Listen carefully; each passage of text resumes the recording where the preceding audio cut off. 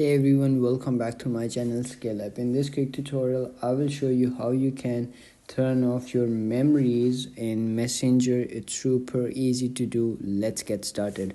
I will show you the two steps or two methods to turn off go to Messenger and go to main menu and then settings, and then you will see over here down menu over here you will see this menu over here like sounds and notification, or notification and sounds, and at the end of this you will see memories, and you can simply click on that and turn this off and then go back. Or if you don't find any option over here like memories, you have to simply go to notification and sounds and then scroll all the way up, and you will see at the end memories. Click on that and you can see over here this memory notification, or this memories are off. And if you want to turn this off, you can simply click on that toggle to turn this off, and that's it. That's how you can turn off autosave memories that you have with your friends,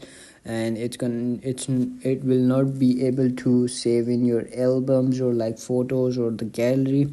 So that's how you can do it. If you found this video helpful, don't forget to like my video, subscribe my channel Scale Up, and also drop me a comment for more tips and tricks videos. Thanks for watching. See you in the next video. Have a nice day. Bye bye.